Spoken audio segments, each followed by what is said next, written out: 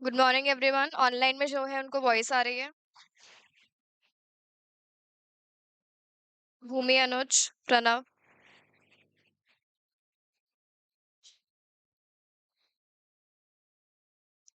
Good morning Siddharth, voice आ रही है।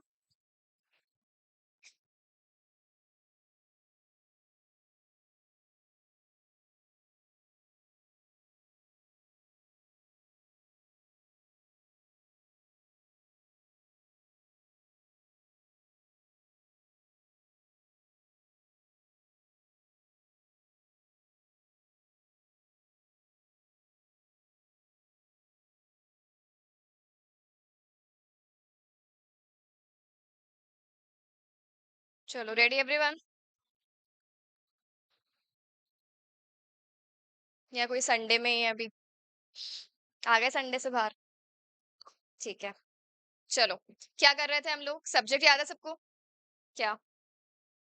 Business laws and ethics. ठीक है, इसमें हमने ऑलरेडी क्या क्या पढ़ लिया था?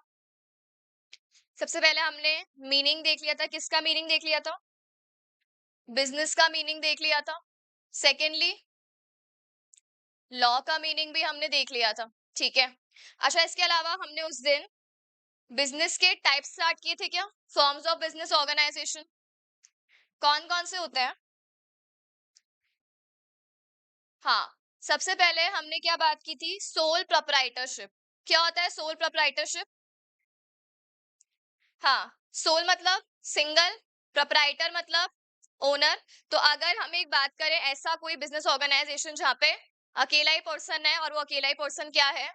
ओनर है, और सारे प्रॉफिट्स भी उसी के होंगे और सारे लॉसेस भी उसी के होंगे। तो ऐसी ऑर्गेनाइजेशन को हम लोग क्या बोलते हैं? Sole proprietorship. नेक्स्ट हमने क्या बात की थी? पार्टनरशिप में क्या होता है? हाँ, अगर हमें अकेले काम नहीं करना, हमें किसी के सपोर्ट की जरूरत है। हम चाहते हैं कि वो बंदा हमारे साथ मिलकर काम करे और पैसे भी कंट्रीब्यूट करे और अपनी स्किल्स भी कंट्रीब्यूट करे, तो उसमें हम क्या बना लेंगे? पार्टनरशिप। मिनिमम कितने लोग चाहिए यहाँ पे? लेकिन इसमें एक प्रॉब्लम थी, अनलिमिटेड लायबिलिटी, और एक और प्रॉब्लम थी, म्यूचुअल एजेंसी। ठीक है, यानी आपकी पर्सनल असेट्स तो लायबल है ही, और दूसरों की गलती के लिए भी आप रिस्पॉन्सिबल माने जाओगे। इसीलिए प्रॉब्लम थी, तो इसीलिए हमने क्या ओपन कर ली थी? एलएलपी। एलएलपी क्या है? Limited liability partnership. यानी ये है तो पार्टनरशिप ही, बस लायबिलिटी कैसी हो जाएगी यहाँ पे? लायबिलिटी यहाँ पे लिमिटेड हो जाएगी। अच्छा, अगर आपको ये छोटे लेवल पे काम नहीं करना है, एकदम बड़े लेवल पे काम करना है, तो आप फाइनली क्या ओपन कर सकते हो? आप कंपनी ओपन कर सकते हो। ठीक है। अच्छा, हमने उस दिन कंपनी के बारे में स्टार्ट कर लिया था। चलो, कोई बताएगा क्या होती है कंपनी?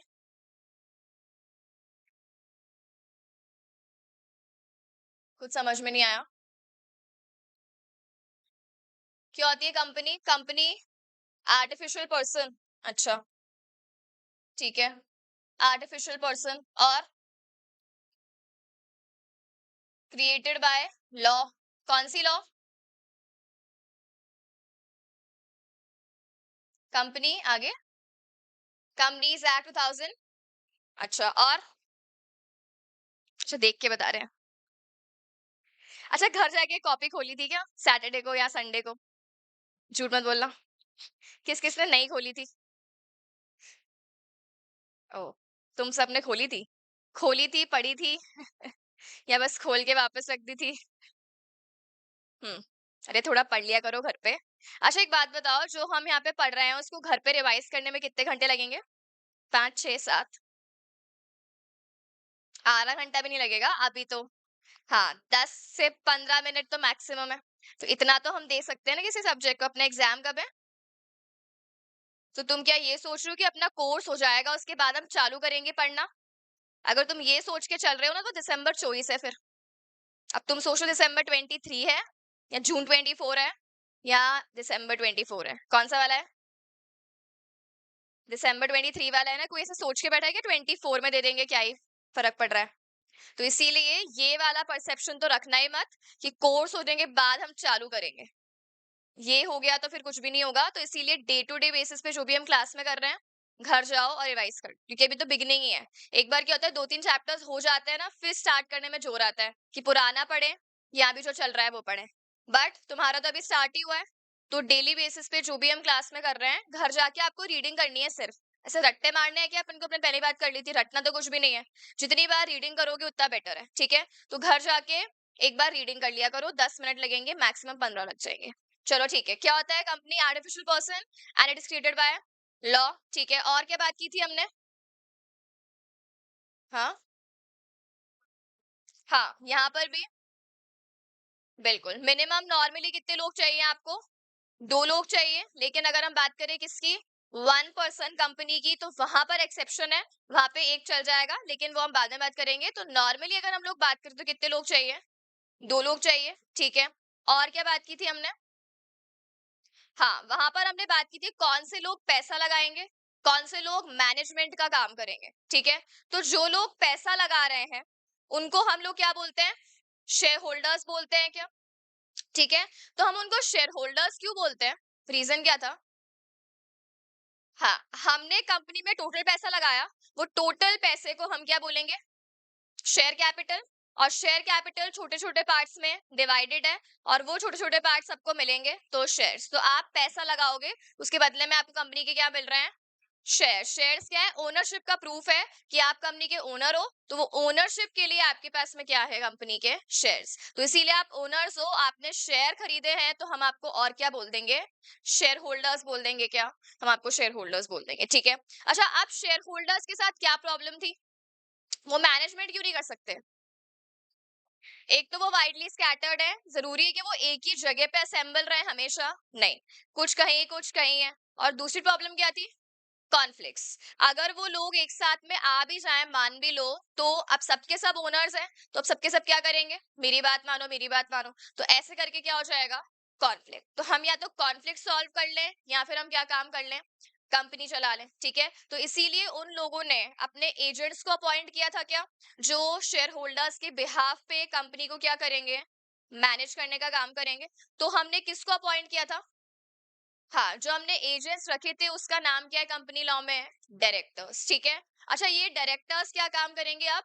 शेयर होल्डर्स के बिहाफ पे कंपनी को चलाएंगे। अच्छा, प्रॉफिट किसका होगा? डायरेक्टर्स का है, शेयर होल्डर्स का? जैसे कंपनी के एम्प्लॉइज ही तो हो गए, डायरेक्टर्स क्या कंपनी के एम्प्लॉइज है, तो एम्प्लॉइज को तो क्या मिलता है? Remuneration, salary. और शेयर होल्डर्स को क्या मिलता है? वो ओनर्स हैं, ठीक है। तो प्रॉफिट तो अल्टीमेटली किसका रहेगा? ओनर्स का, शेयर होल्डर्स का ही रहेगा। और डायरेक्टर्स को क्या मिल जाएगी? रेमनरेशन मिल जाएगी, ठीक है। चलो, अब हम बात कर लेते हैं कंपनी। तो क्या हम कह सकते हैं company is a group of people? Company क्या है?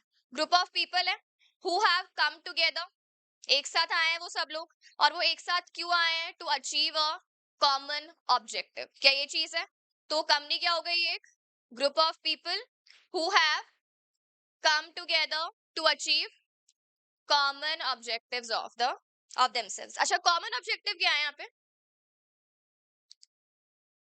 प्रॉफिट अर्न करना, बिजनेस रन करना, कंपनी को चलाना, ठीक है। तो पहले के टाइम पे क्या होता था, हम लोग कंपनी किसको बोलते थे? ग्रुप ऑफ पीपल जो आपस में आ रहे हैं अपनी मील्स करने के लिए। मील्स क्या होता है? खाना, है ना। तो पहले हम किसको कंपनी, अच्छा नॉर्मली हम कंपनी वर्ड यूज करते नहीं है क्या, कि मुझे इसकी कंपनी पसंद है, या ये अगर बहुत सारे ग्रुप ऑफ पीपल बैठे हैं तो ये कंपनी में बैठे हैं। तो कंपनी का नॉर्मल मीनिंग क्या होता है? ग्रुप ही तो होता है, जो या तो बातें करेंगे, गॉसिप, या फिर खाएंगे पिएंगे, या बिजनेस कर लेंगे, ठीक है। तो ये वहीं से आया है। तो पहले जो ग्रुप ऑफ पीपल आपस में बैठ के मील्स खाते थे, उसी से हमने क्या निकाल लिया, अब जो ये ग्रुप ऑफ पीपल है, ये आपस में बैठ के क्या करेंगे? बिजनेस करेंगे, प्रॉफिट अर्न करेंगे, तो इसे हम क्या बोलेंगे? कंपनी, ठीक है। अच्छा, अब एक चीज बताओ, अभी हमने कल बात की थी कि कंपनी जो है वो लॉ ने बनाई है, क्योंकि वो आर्टिफिशियल पर्सन है, नेचुरल पर्सन है क्या? तो it is created by law. अब जो ये लॉ ने बनाई है, तो कौन सी एक्ट है हमारे पास?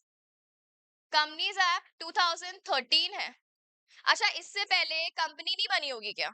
हमें 13 में होश आएगा, अच्छा चलो कंपनी का भी एक फॉर्मेट होता है। उससे पहले क्या हम बस दुकान खोल के बैठते थे, सोल प्रोप्राइटरशिप या पार्टनरशिप? तो फिर ये इतनी लेट क्यों आई एक्ट? या इससे पहले भी कोई एक्ट थी? इससे पहले भी कोई एक्ट थी, कौन सी? Companies act 1956। उससे पहले भी थी क्या? हाँ, उससे पहले भी थी, ठीक है। तो यहाँ पे जो कंपनीज एक्ट है, ऐसा कुछ नहीं है कि वो कब आई है, 2013 में आई है। उससे पहले कौन सी वाली एक्ट थी? कंपनीज एक्ट 1956 भी थी, कंपनीज एक्ट 1913 भी थी, 1800 से भी थी। तो कंपनीज एक्ट तो बहुत टाइम से है। तो फिर हमने यहाँ पे ये नई एक्ट क्यों बनाई? जब पुरानी वाली एक्ट हमारे पास ऑलरेडी अवेलेबल है, तो हमने नई एक्ट क्यों बनाई है?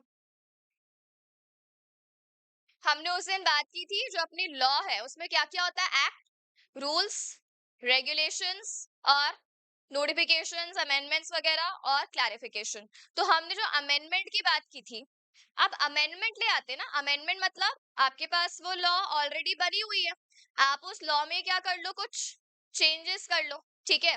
तो आप वो लॉ में चेंज कर लेते हैं ना, आप नई एक्ट क्यों लेकर आते हो इतनी मेहनत करके?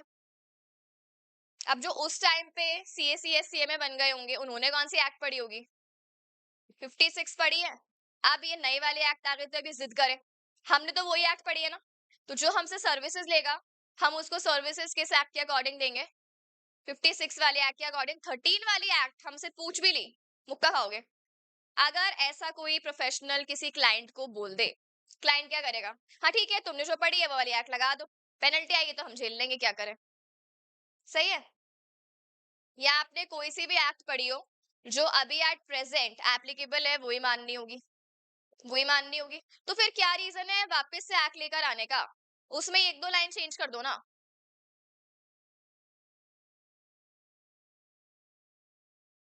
अच्छा एक बात बताओ, फाउंडेशन में तुम्हारा कॉन्ट्रैक्ट एक्ट था, ठीक है? अब वहां पे तुमने नोट्स बनाए थे क्या? आधों ने बनाए होंगे और आधों ने नहीं बनाए होंगे, ठीक है चलो। तुम्हारे पास वो कॉपी होगी। अब वही सेम एक्ट यहाँ पे भी आएगा, तुम वही वाली कॉपी लेकर आए, और जो भी चेंजेस थे, मान लो कोई टॉपिक ऐड हो गया, तो वहीं ऊपर कुछ लिख दिया, कहीं साइड में लिख दिया टेढ़ा, कहीं एरो बना के कुछ लिख दिया, जो नई है उसको क्रॉस कर दिया, काट दिया, नई नई पेन से लिख दिया, और फिर वही चीज फाइनल में भी आ गई मान लो। अब तुम वही कॉपी कहाँ लेके पहुंच गए? फाइनल में लेके पहुंच गए। अब जो इंटर में किया था वो काटा पीटी करा, और जो फाइनल में ऐड हो रहा है उसको वहीं पे ऐसे, तो वो स्टिकी नोट्स आते हैं ना, वो चिपकाए उसके ऊपर, या कुछ काटा पीटी और की। अब मान लो तुम सीएस भी कर रहे हो, अब वहां पर भी आएगा, और वहां तो हद एलैबोरेटेड है कॉन्ट्रैक्ट लॉ।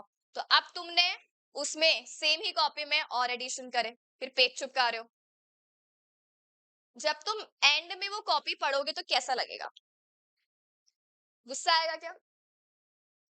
तुम्हारी ही कॉपी है ना, और फिर तुम सीए भी कर लेते हो सेम ही कॉपी से क्योंकि सब में आता है, कंपनीज एक्ट में सब में आता है। क्या करें? सेम ही कॉपी, 3 साल यहाँ, 3 साल वहां, 3 साल वहां, 9 साल से एक कॉपी चला रहे हो। अच्छा लग रहा है? और वो कॉपी चलो सेम हो तो चले, बट सेम नहीं है, उसमें तुमने कितनी सारी काटा पीटी कर रखी है, कितने सारे एडिशन कर रखे हैं।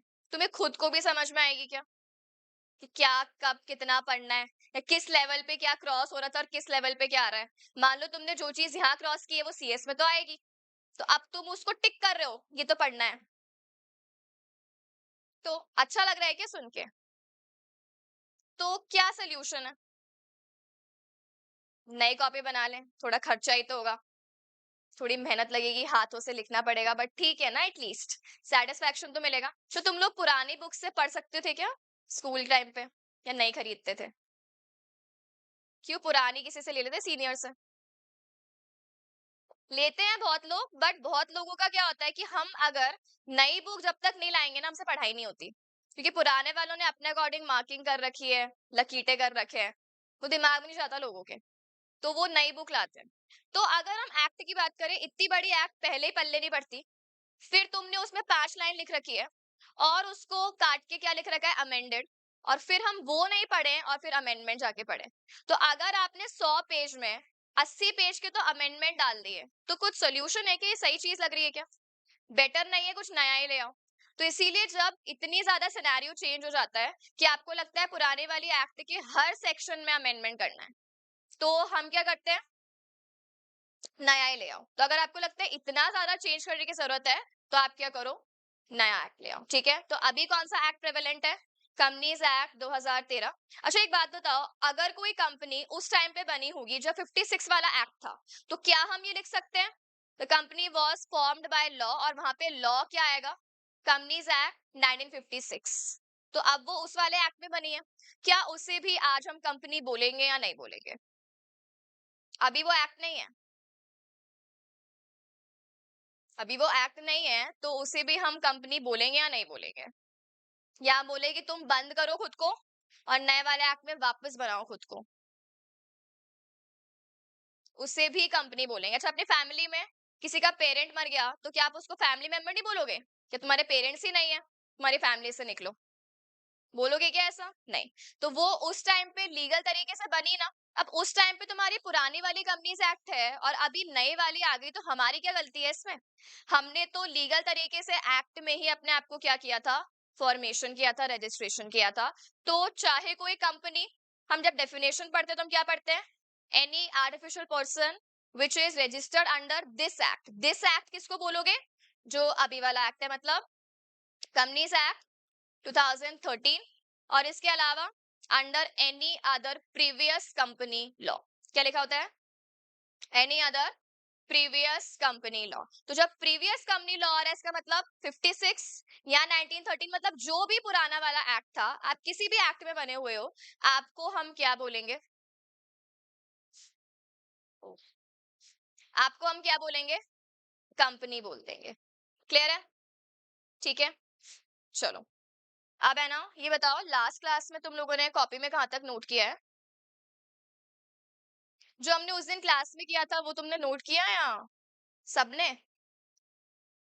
जिसने नहीं किया वो एक दो पेज छोड़ देना। चलो, अब हम फाइनली अपना चैप्टर स्टार्ट कर रहे हैं। हेडिंग बनाओ, चैप्टर नंबर 1। Chapter number 1। अच्छा, कंपनीज एक्ट कितने मार्क्स का है? 40 का था शायद। हाँ, 40। चैप्टर नंबर 1, चैप्टर का नेम है इंट्रोडक्शन। अच्छा, अब हम लोगों ने क्या किया है, आपके मॉड्यूल में तो जो पूरा 40 मार्क्स का ना, वो सब एक ही साथ दे दिया है। हमने इसके क्या बनाए हैं, अलग अलग चैप्टर्स बनाए। ठीक है, तो जो आपको यहाँ से बुक मिलेगी, हम उसके अकॉर्डिंग चैप्टर नंबर डालेंगे। मॉड्यूल के अकॉर्डिंग चैप्टर नंबर हम लोग नहीं कर रहे, वरना कंफ्यूजन आएगा फालतू में। तो मॉड्यूल में क्या किया, मिक्स कर रखा है। जैसे एक ही चैप्टर में 6-7 चैप्टर्स के टॉपिक्स एक साथ डाल दिए। तो हमने जो अलग अलग अपने यहाँ पे कंपाइलर बनाया हुआ है, उसके अकॉर्डिंग हम लोग चैप्टर नंबर करने वाले हैं। ठीक है, तो अपना चैप्टर 1 क्या रहेगा? इंट्रोडक्शन। सबसे पहले कंपनी क्या होती है, क्या उसकी डेफिनेशन है, कैसे बनती है, कैसे उसके फीचर्स होते हैं, वो सब चीजें हम यहाँ पे कवर करेंगे। ठीक है, चलो हेडिंग लिखो, definition of company.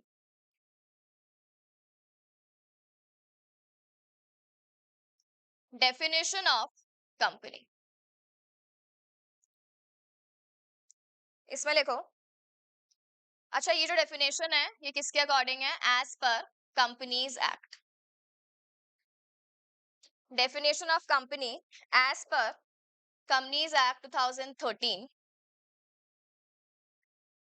As per companies act 2013। अच्छा, एक चीज सुनो, कंपनी जैसे अपन कोई बड़ा सा टॉपिक पढ़ते हैं, तो तुम क्या ऐसे एक साथ याद करते हो 20-25 पेज, या उसके छोटे छोटे पार्ट्स बनाते हो? कोई भी अगर टॉपिक बहुत लेंदी हो जाता है तो हम एक साथ तो पढ़ नहीं सकते। हम क्या करते हैं, पार्ट्स बनाते हैं और हर एक पार्ट को हम कोई हेडिंग देते हैं, जिससे पढ़ना हमारे लिए क्या हो जाता है, इजी। अच्छा, अब तुम्हें क्या लगता है, कंपनीज एक्ट में इतनी सारी चीजें हैं, तो एक साथ बना दे क्या? कि पूरा बिगिनिंग से लेकर एक साथ दे रखा है। किसी को कुछ भी चीज अगर पढ़नी है तो आपको पूरा एक्ट एक साथ पढ़ना पड़ेगा, या हम उसको छोटे पार्ट्स में डिवाइड करें?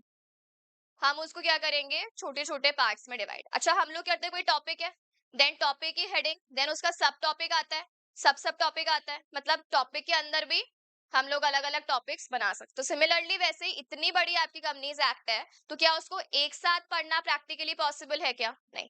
तो कंपनीज एक्ट को भी हम, मतलब कोई सी भी एक्ट है, उसको हम पार्ट्स में डिवाइड करते हैं और उसे हम क्या बोलते हैं, सेक्शन। क्या बोलते हैं? सेक्शन। तो याद रखना, जो डेफिनेशन का सेक्शन है यहाँ पे, वो सेक्शन क्या है, 2। तो किसी भी चीज की डेफिनेशन आए, आपको सेक्शन याद रखना है, सेक्शन क्या रहेगा, सेक्शन 2। अच्छा, डेफिनेशन पढ़ना इंपॉर्टेंट है ना। आप पूरा टॉपिक पढ़ लो, रामायण पढ़ ली, पर ये नहीं पता कि रावण कौन है, तुम ही हो, मतलब वो थे। तो राम जी और रावण पता होना इंपॉर्टेंट है या नहीं है? Of course. तो इसीलिए हम कोई भी चीज पढ़ रहे, तो सबसे पहले डेफिनेशन पता होना इंपॉर्टेंट है। तो कंपनीज एक्ट ने क्या बोला है, हम डेफिनेशन आपको एकदम बिगिनिंग में दे देते हैं, तो सेक्शन क्या रहेगा? सेक्शन 2। ठीक है। अच्छा, अब यहाँ पे डेफिनेशन क्या एक ही होगी या बहुत सारी होगी? तो सेक्शन 2 दे दिया, उसके भी आपको पार्ट्स बनाने नहीं बनाने हैं? बिल्कुल बनाने हैं, ठीक है। तो अब इसमें लिखो, as per section 2, as per section 2 clause 20, as per section 2 clause 20।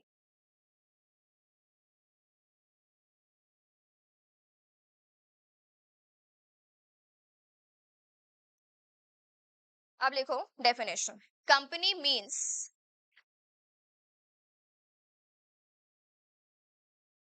Company means company incorporated, company means company incorporated under this act, company means company incorporated under this act or any previous company law. Company means any company incorporated under this act or any previous company law.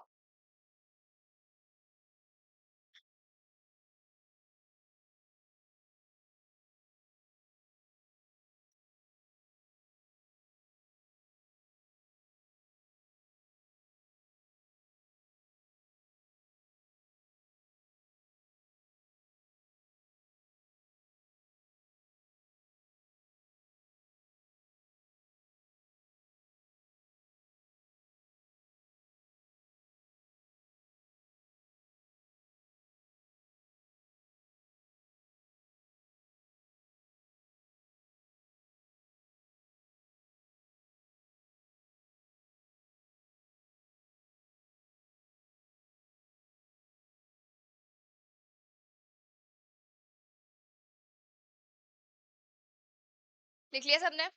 अब देखो हमने यहाँ पे क्या लिखा है। सबसे पहले सेक्शन कौन सा है? सेक्शन 2। और उसके आगे हमने क्लॉज लिखा है, क्लॉज नंबर कौन सा है? 20। ठीक है। अच्छा, अब यहाँ पे क्या बोल रहा है? कंपनी मीन्स, अच्छा ये डेफिनेशन कंपनीज एक्ट के अकॉर्डिंग है।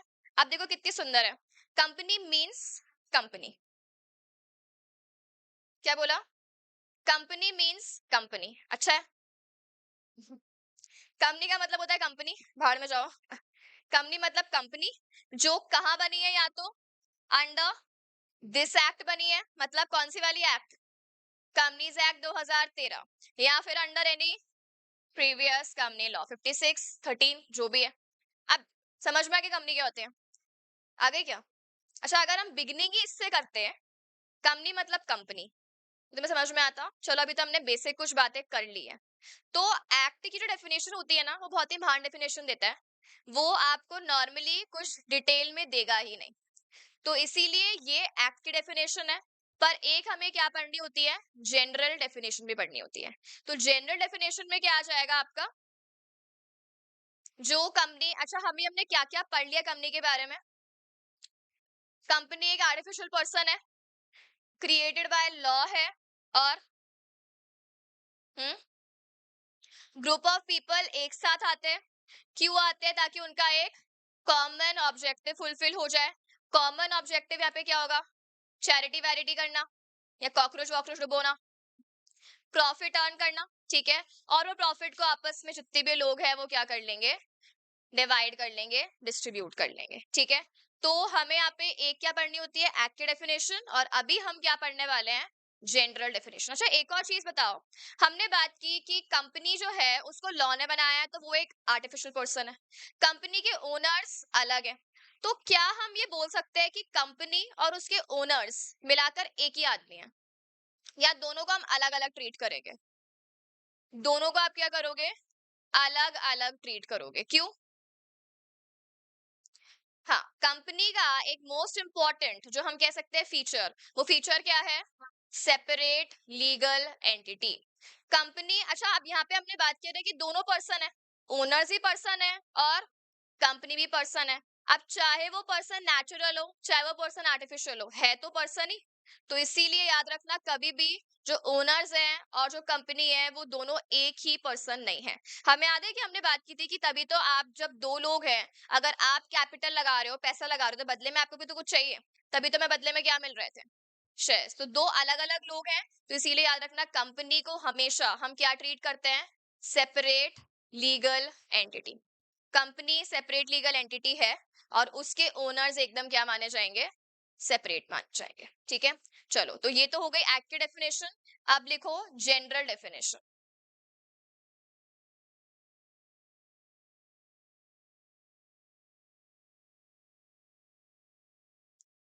जनरल डेफिनेशन, इसमें लिखो company is, company is an artificial, company is an artificial legal person, company is an artificial legal person separate from its members, artificial legal person separate from its members। और अगर हम और simple language करें तो हम लिख सकते हैं a group of people who have come together, a group of people who have come together and have contributed, come together and have contributed money, and have contributed money for some specified purpose, contributed money for some specified purpose, and have incorporated themselves, and have incorporated themselves as a separate legal entity, and have incorporated themselves as a separate legal entity।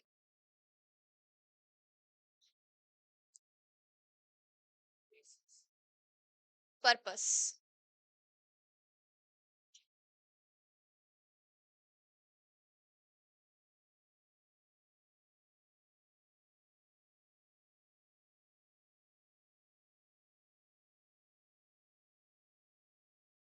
हो गया। चलो, अब सुनो, हमने act की जो definition लिखी थी वो किस सेक्शन में थी, सेक्शन 2 क्लॉज। ठीक है, और अभी हमने क्या लिखी है, जनरल डेफिनेशन लिखी है हम लोगों ने। ठीक है, अब देखो जनरल में हमने फर्स्ट तो क्या लिखा है। अच्छा, अब तुम्हें याद है हमने डे 1 पे क्या बात की थी कि हमें चीजों को रटना है क्या, हमें क्या करना है, अंडरस्टैंडिंग बढ़ानी है।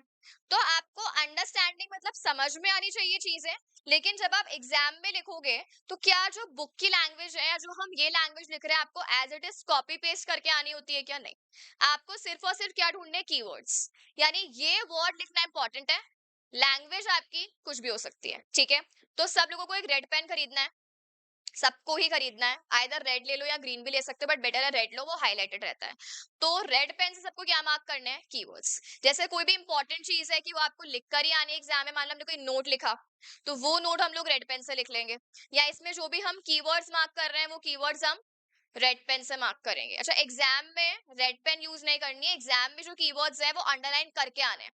बहुत लोगों को क्या लगता है कि नहीं, अंडरलाइन करने की क्या जरूरत है, अंडरलाइन करके आने हैं आपको, और कोई जरूरी नहीं है पेन चेंज करना। आप ब्लू पेन से अंडरलाइन कर लो, चल जाएगा, पेन चेंज करने में भी टाइम वेस्ट मत करा करो। ठीक है, तो अगर आपको लगता है टाइम बच जाएगा तो आप ब्लैक यूज कर लो, अदरवाइज ब्लू पेन से ही आप क्या करो, एग्जाम में कीवर्ड्स मार्क करके आओ। अच्छा, क्यों मार्क करके आओगे कीवर्ड्स, हमें पता है हमने लिख दिए, बात खत्म। जो वो पर्सन चेकिंग कर रहा है, क्या वो अकेले आपकी कॉपी चेक करेगा? तुम कभी एक बार है ना खुद ही ट्राई करना, अगर कोई टेस्ट वगैरह हो या कुछ भी, तुम्हें कोई होमवर्क दूंगी मैं, ठीक है, और तुम एक बार ऑटोमेटिक खुद ही चेक करना, एक जना सबकी कॉपीज लेना और चेक कर। तुम ये बताना तुम एक कॉपी पे कितना टाइम लगाते हो, और पढ़ते हो उसको या क्या चेक करते हो उसमें? किस किस को लगता है कि हर पर्सन वो पढ़ेगा बैठ के, जो कॉपी चेक कर रहा है आपकी, वो पढ़ेगा आपने एक एक लाइन क्या लिखी है? पढ़ेगा? इसका मतलब ये नहीं है गाने लिख के आओगे। वो पढ़ेगा नहीं, वो आपकी प्रेजेंटेशन देखेगा। उसके पास एक बच्चा नहीं कॉपी चेक करने के लिए, उसके पास हजारों बच्चे हैं, और वो एक कॉपी को 1 मिनट का टाइम भी नहीं देता। वो क्या करता है, ये चेक करता है कि प्रेजेंटेशन कैसी है, और अगर आपने प्रेजेंटेशन अच्छी कर रखी है, हैंडराइटिंग थोड़ी बहुत ढंग की है, और इसके अलावा आपने कीवर्ड्स खुद ही मार्क कर रखे हैं, तो उसको तो दिख गए ना पहले ही कि अच्छा इसने ये सारे कीवर्ड लिखे, मतलब चेक है। उसको ढूंढना पड़ गया ना अगर कहीं पे, तो उसको गुस्सा आएगा कि पहले टाइम कब है, फिर मैं ढूंढूं बैठ के कि तुमने कोई चीज कहाँ लिखी है और सही लिखी है नहीं लिखी है। तो इसीलिए एग्जाम में जो तुम कीवर्ड लिखो, उसके लिए हाईलाइट करके आ जाओ। मतलब ऐसी कॉपी दो उसको कि वो देख के क्या हो जाए, खुश हो जाए। और कभी कभी क्या होता है, वो गलत आंसर में भी मार्क्स दे देता है, क्योंकि वो इतना ध्यान नहीं देता। फ्लो फ्लो में अगर आपके स्टार्टिंग के 10 आंसर सही है ना, तो वो 11वें आंसर पे आके इतना पढ़ेगा ही नहीं। उसका क्या माइंडसेट बन गया, अच्छी कॉपी है, और स्टार्टिंग के 3 आंसर्स गलत और बाकी सारे सही। क्या माइंडसेट बन गया, बेवकूफ है। तो आगे भी वो किस माइंडसेट से चेक करेगा, वैसे। तो इसीलिए बिगिनिंग हमेशा ऐसे आंसर से करो जो आपको 100% श्योरिटी है कि ये तो सही ही होंगे। बिगिनिंग ये आपने ऐसे कर दी बेकार वाली, और एंडिंग बेकार वाली, तो मार्क्स आएंगे क्या? तो ये सब चीजें ध्यान रखनी है। इसीलिए नोट्स के लिए अभी हमें कौन सा पेन यूज करना है, रेड, और एग्जाम में हम ब्लू से ही उसको क्या करेंगे, अंडरलाइन। तो ये हैबिट अगर अभी से रहेगी ना, तो एग्जाम में अलग से नहीं सोचना पड़ेगा अच्छा कौन सा कीवर्ड है, हमें अभी से पता रहेगा कि ये टॉपिक में ये सारे कीवर्ड्स हैं, तो कल से सब रेड पेन लेकर आएंगे, ठीक है। चलो अभी बताओ, यहाँ पे क्या है, company is an artificial legal person which is separate from its members. तो सबसे पहला कीवर्ड हम क्या कह सकते हैं, आर्टिफिशियल, इसके अलावा लीगल पर्सन, और क्या हम सेपरेट बोल सकते हैं? सेपरेट हमने क्यों बोला, अभी हमने बात की ना, मेंबर्स अलग माने जाएंगे, मेंबर्स मतलब ओनर्स अलग माने जाएंगे, और कंपनी एक अलग पर्सन है, तो उसको आप कैसे ट्रीट करोगे, सेपरेटली अलग ट्रीट करोगे, ठीक है। या तो ये डेफिनेशन हो सकती है, या हमने थोड़ा सा और लैंग्वेज को इजी कर दिया। अब देखो इसमें क्या है, सबसे पहले क्या आ रहा है, ग्रुप ऑफ पीपल जो कि आपस में साथ में एक साथ आए हैं, हु हैव कम टुगेदर, और उन्होंने क्या कंट्रीब्यूट किया है, मनी, जिसे हम नॉर्मली कल क्या बोल रहे थे, शेयर कैपिटल एग्रीगेट करके, ठीक है। और वो क्यों साथ में आए हैं, स्पेसिफिक पर्पस क्या रहेगा यहाँ पे, बिजनेस का ही रहेगा, ठीक है। Next, and have incorporated themselves as a separate legal entity, और उन्होंने खुद को इनकॉर्पोरेट किया, यहाँ पे हमने वर्ड क्या यूज किया है, इनकॉर्पोरेट, क्योंकि ये क्या है, एक आर्टिफिशियल पर्सन है, ये कहाँ बनेगी, अंडर लॉ। तो उसके लिए हम वर्ड क्या यूज करते हैं, इनकॉर्पोरेटेड या फिर रजिस्टर्ड, ठीक है। अंडर कौन सी लॉ, दिस एक्ट और एनी प्रीवियस कंपनी लॉ। और वो कैसे बनी है, एक सेपरेट लीगल एंटिटी। कैसे बनी है, सेपरेट लीगल एंटिटी। क्या ये क्लियर है यहाँ तक सबको? ठीक है, डेफिनेशन एक बार चेक कर लो, कोई प्रॉब्लम है तो पूछो।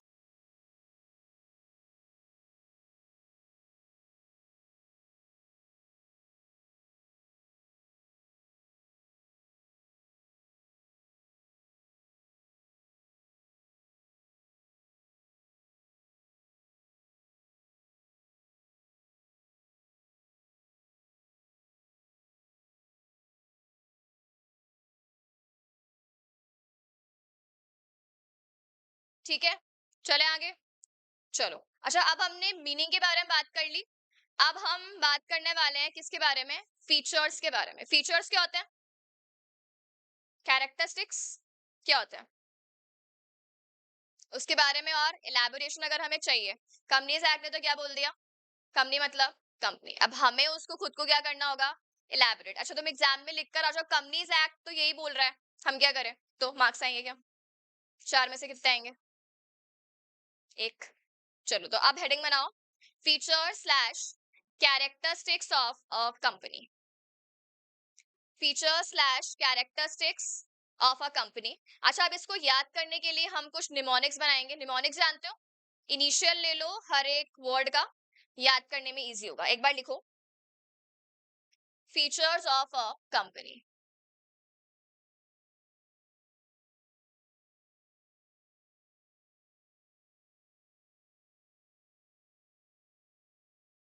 उसमें लिखो S L A double P, S L A double P double S, then T, थोड़ा सा स्पेस देके लिखना टी और सी।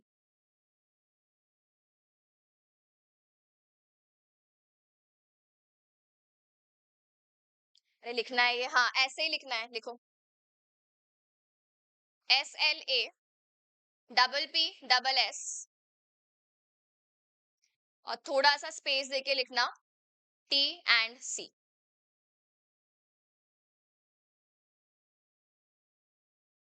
क्या है ये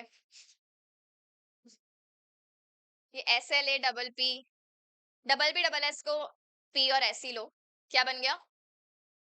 स्लैप। और उसके बाद टी सी क्या होता है? पहले तो आपकी मम्मी आई, आपको चांटे पे चांटे दे दिए, थप्पड़ पे थप्पड़ मारी, फिर क्या बोल रही है? चल रो मत, टेक केयर।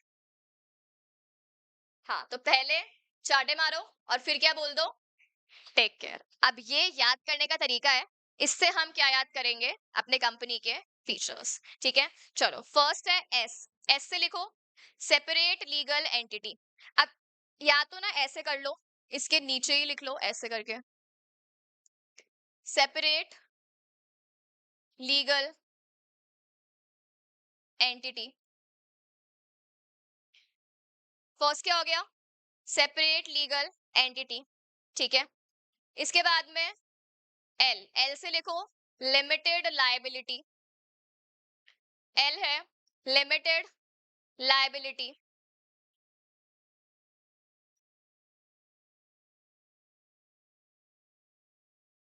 एल से लिखा लिमिटेड लायबिलिटी। नेक्स्ट ए से अपने आप बता दो क्या होगा? Artificial person. ए क्या है? Artificial person.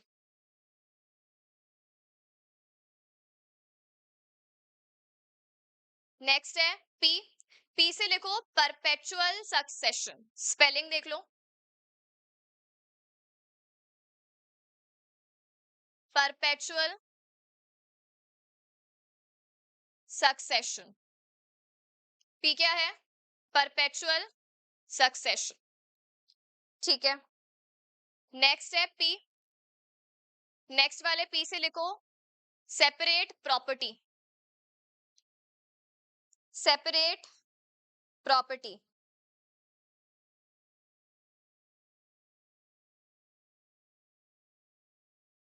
लिखा पी से, क्या लिखा? Separate property. एस से लिखो sue and be sued। sue and be sued। sue and be sued, SUE, sue and be sued। Okay, next S से लिखो common seal. Common seal, seal का S, seal SEAL।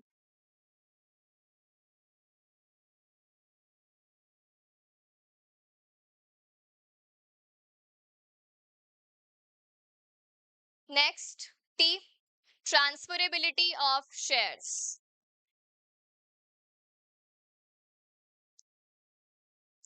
Transferability of shares.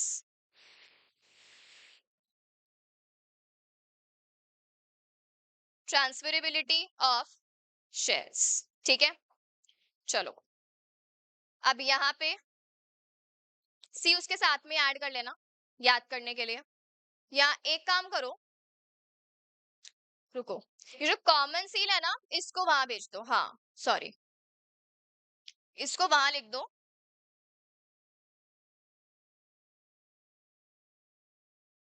और यहां लिख दो separate management.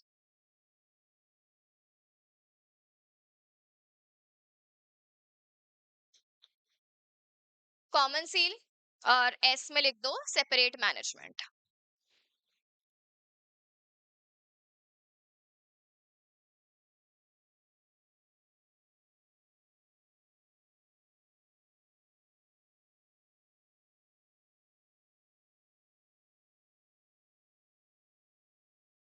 लिख लिया? चलो सारे हो गए। अब रुको, वापस एक बार रिवाइज करेंगे। बताओ क्या था? S L A, double P, double S और टी और सी। हाँ, एस में क्या है? Separate legal entity. L, limited liability. Next, artificial person. Next, perpetual succession. Next, separate property. Next, sue and be sued। S, separate management। T, transferability of shares.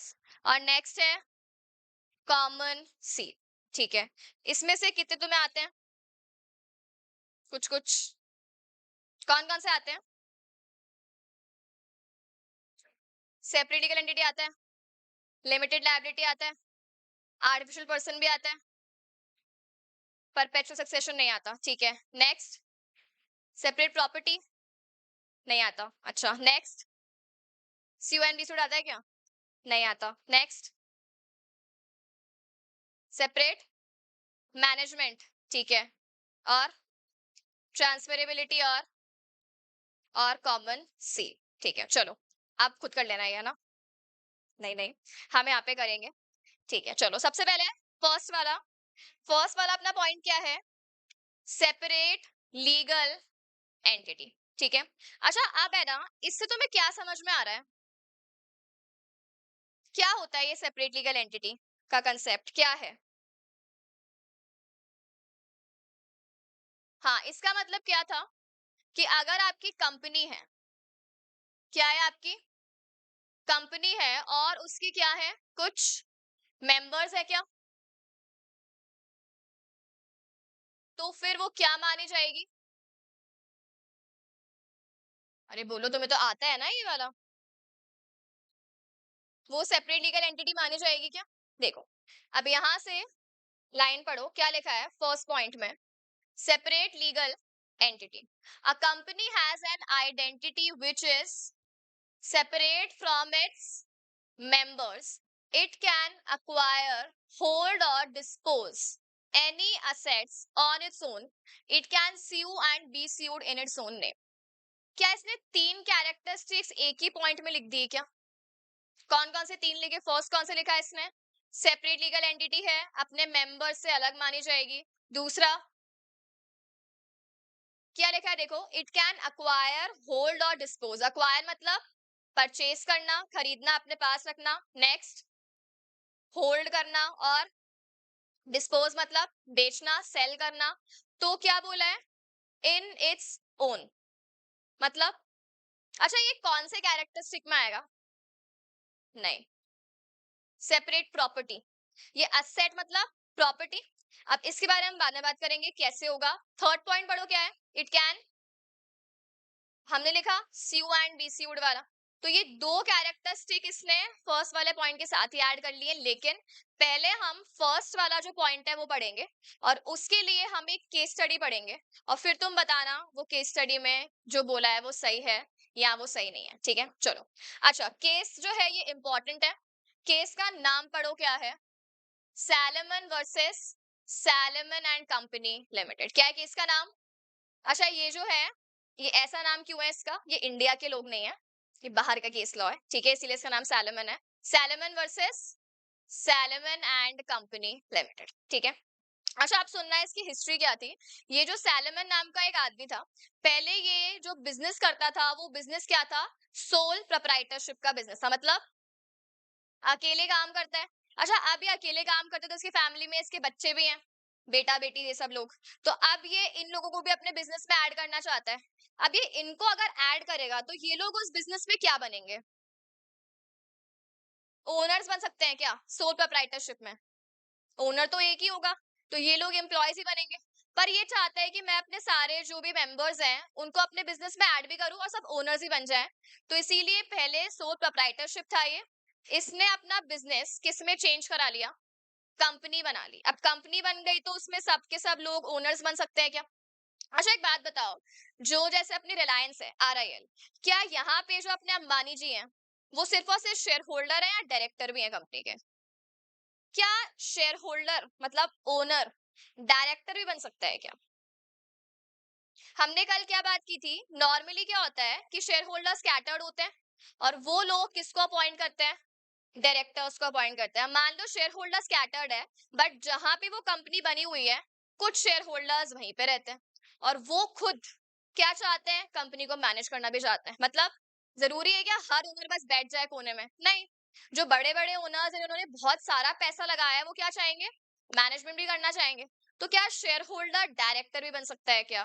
बिल्कुल compulsory है क्या? नहीं, आपकी मर्जी है। आपको जैसे याद है क्या एक्टिव और स्लीपिंग पार्टनर्स होते हैं, एक्टिव पार्टनर पैसे भी लगाता है एज वेल एज मैनेजमेंट भी संभालता है, और स्लीपिंग पार्टनर ओनली पैसा लगाओ घर बैठो। सिमिलरली वैसे ही अगर ओनर को मैनेजमेंट भी संभालना है तो वो क्या बन सकता है, डायरेक्टर बन सकता है क्या? अलाउड है। जरूरी है क्या बनेगा ही बनेगा? नहीं। ठीक है, आप कंपनी के ओनली शेयर होल्डर बन जाओ चलेगा, आप कंपनी के ओनली डायरेक्टर बन जाओ वो भी चलेगा, आप दोनों बन जाओ वो भी चलेगा। ठीक है, तो तीनों ऑप्शन आपके पास अवेलेबल है। तो अब यहाँ पे इसको खुद को भी तो बिजनेस करना ही था ना, तो ये शेयर होल्डर भी बन गया और ये डायरेक्टर भी बन गया। ठीक है, चलो तो बेसिक देख लो। अब क्या है केस, इन दिस केस जो अपना सैलमन था कैरिड हिज ओन बिजनेस। किस चीज का बिजनेस था? Leather and boot manufacturer. Decided to form a company. पहले क्या था?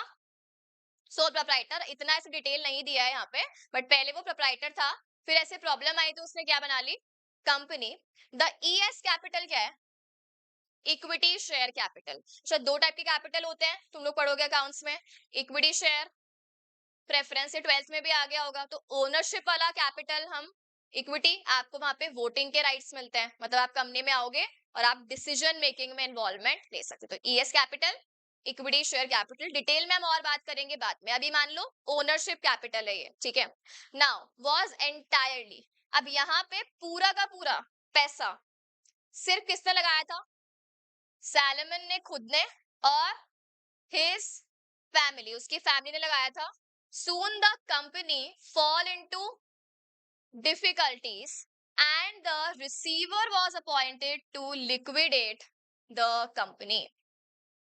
And the receiver was appointed to liquidate. ये क्या भारी भारी वर्ड्स, रिसीवर, लिक्विडेट,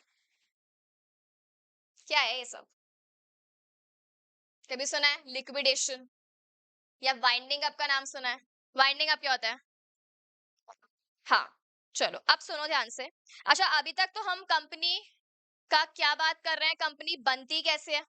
तो कंपनी कैसे बनती है, कौन बनाता है आके, कंपनी को कौन बनाता है? Created by law. कंपनी को बनाया अगर लॉ ने है, तो जब कंपनी को हमें खत्म करना है, मारना है, वो भी कौन मारेगा? लॉ ही मानेगी। ठीक है, तो कंपनी का क्रिएशन भी किसने किया? लॉ ने।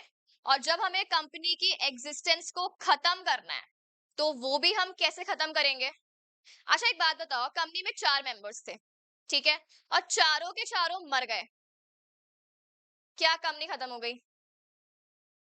नहीं खत्म हुई। क्यों? Separate legal entity.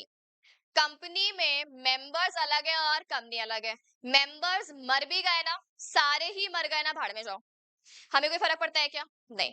कंपनी कब मरेगी? जब लॉ उसको खत्म करेगा। ठीक है, अच्छा अब ऐसा हो सकता है ना कि कंपनी एकदम लॉस ही लॉस में जा रही है, पैसे नहीं बचे हमारे पास, तो नॉर्मली हम लोग क्या बोलते हैं, पर्सन का दिवाला निकल गया, पैसे नहीं है इसके पास, बैंकरप्ट बोल देते हैं। कंपनी के केस में हम क्या बोलते हैं? लिक्विडेट, कि बिल्कुल पैसे नहीं है, असेट कम हो गए, लायबिलिटी पे कर पा रहे हो क्या? नहीं। ठीक है, तो बिल्कुल पैसे नहीं बचे आपके पास में, अब कंपनी को क्या करें? बंद करो, असेट को बेचो, जो पैसा आएगा उसको देना। ठीक है, तो उस प्रोसेस को हम क्या बोलते हैं? लिक्विडेशन।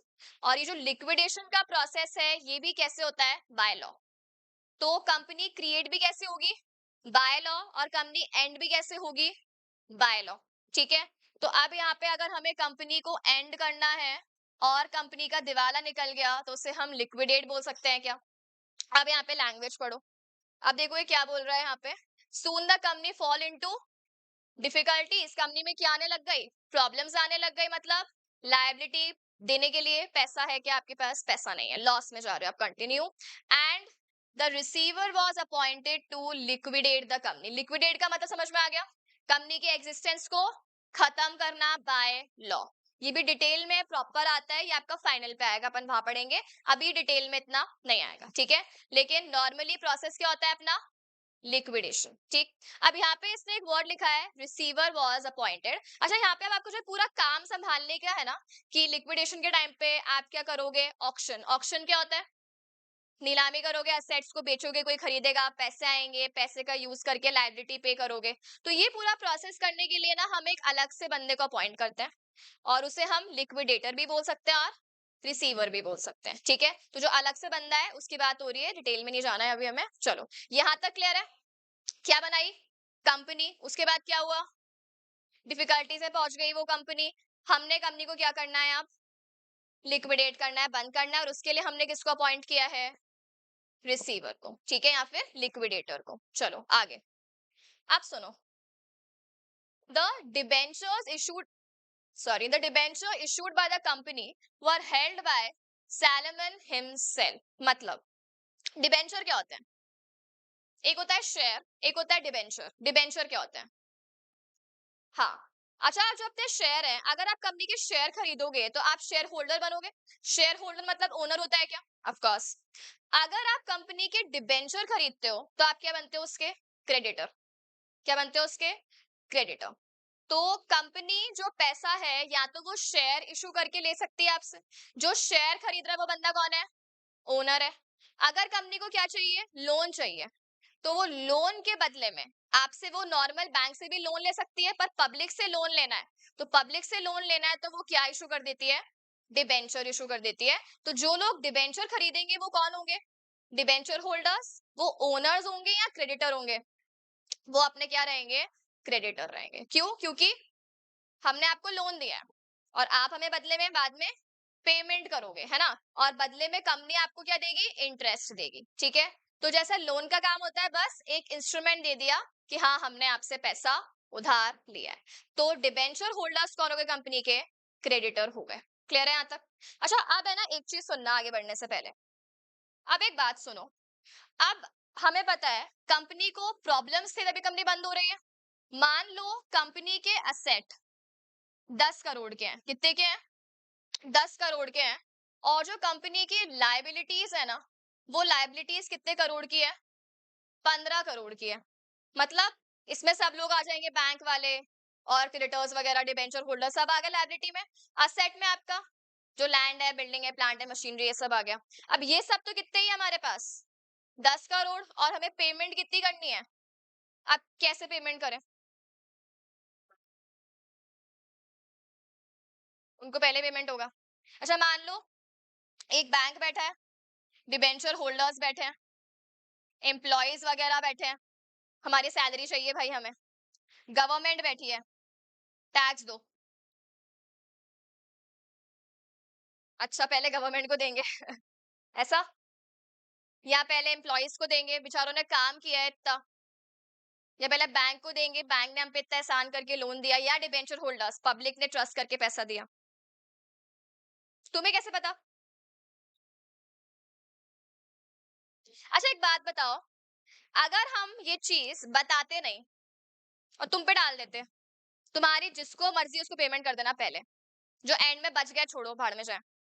अब ऑब्वियस ही बात है ना, 5 CR की लायबिलिटी को पेमेंट आप कर ही नहीं पाओगे, बिकॉज पैसा ही नहीं है। क्या यहाँ पे मेंबर के घर से पैसा लेकर आएंगे क्या, नहीं लाएंगे, लेकर आएंगे, हाँ, उसकी बात नहीं हो रही। वैसे जितना कंपनी में लगाया है उतना ही देना है ना, या घर से लेकर आना है। घर से लेकर क्यों नहीं आना, क्योंकि लायबिलिटी लिमिटेड लायबिलिटी है। क्लियर है यहाँ तक। अब यहाँ पे लड़ाई नहीं हो जाएगी कि इनके बीच में, बैंक वाले उसको मुक्का मारेंगे, डिबेंचर होल्डर्स उसको मारेंगे, पहले हमें चाहिए, पैसों का बैग आए लेके भाग गए, चलेगा क्या ऐसा? डिस्प्यूट आ गए, नहीं आ गए?